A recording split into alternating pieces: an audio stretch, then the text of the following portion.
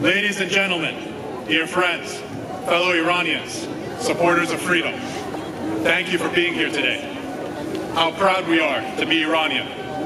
Proud of a people whose identity is rooted in kindness, dignity, courage, selflessness, and wisdom.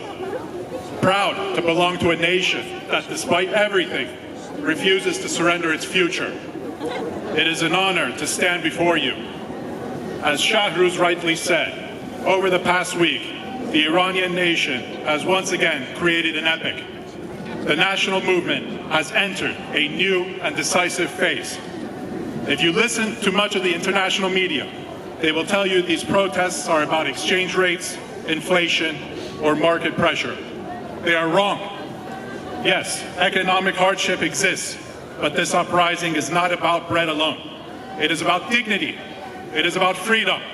It is about a people rejecting a system that has failed them for nearly half a century.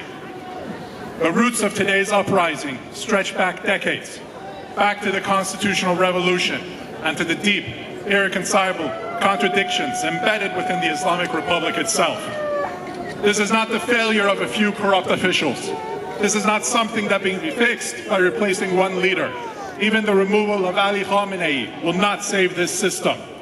This is the failure of an entire ideology, a medieval regime that has tried and failed to impose religious absolutism on a modern nation. A regime whose constitution assumes the people are ignorant and therefore appoints a supreme leader to dictate how Iranians must live, think, dress, speak, create, and dream.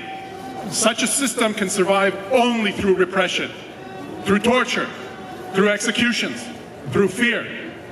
And history teaches us something very clear. A regime that governs only by fear always collapses, and collapses without honor. For 46 years, this theocracy promised divine justice. Instead, it delivered earthly misery, and in doing so, planted the seeds of its own destruction. Those seeds are now fully grown. Consider the regime's contradictions. A government that claims divine authority ruling over a society demanding secular freedom. A state rooted in medieval interpretations of religion governing a population where over 60% are under 30 years old. A system where criticism is punished by death, apostasy is a crime, and women are treated as second-class citizens. While a digitally connected generation sees the modern world and refuses to go backward. How long can such a regime last? Years? Months? We hope days. Economically, the contradictions are just as fatal.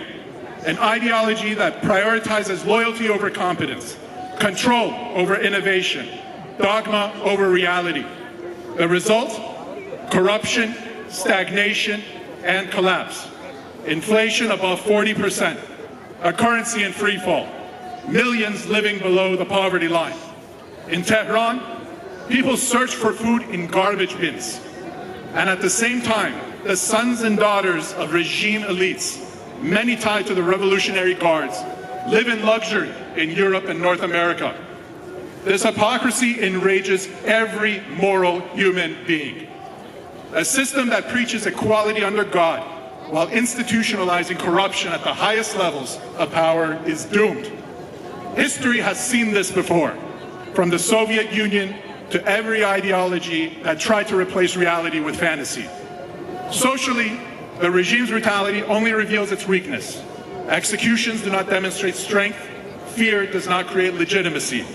The true force of change is Iran's youth, a generation raised under repression, yet unafraid. A generation wounded by unemployment, censorship, and violence, yet unbroken. A generation that remembers, through their parents, the catastrophe of 1979 and refuses to repeat it. Despite regime propaganda, they know the truth. They know that under Mohammad Reza Shah Pahlavi, Iran moved forward. They know that the White Revolution embraced education, women's rights, land reform, industrial growth, and secular governance. They know that art flourished, opportunity expanded, and happiness was not policed. Women chose how to dress. Artists chose how to create. People chose how to live. That era was not perfect, but it was progressive. It was forward-looking. It was grounded in reason and enlightenment, and thinkers like Voltaire and John Locke. Today's young Iranians are not asking to go backward. They are demanding to reclaim progress. They chant for individual freedom, for free markets, for prosperity, for a democratic state. They understand this regime never will. You cannot imprison ideas. You cannot silence a generation. The contradictions of the Islamic Republic are endless, between divine rule and human rights, between the medieval ideology and a digital economy, between repression and an unstoppable youth. These contradictions guarantee its collapse. Iran's youth, joined by their mothers and fathers, are the vanguard of a new dawn. They are reclaiming a legacy of progress and dignity, and they are calling on us to stand with them. Freedom is a natural human right. The world is watching. History is watching. And history will remember who stood on the right side. Cho Iran nabashad, tan man mabad. Bedin qom bad zende yek tan mabad. Thank you. Ayande Iran, Javid Shah. Javid Shah. Javid Shah.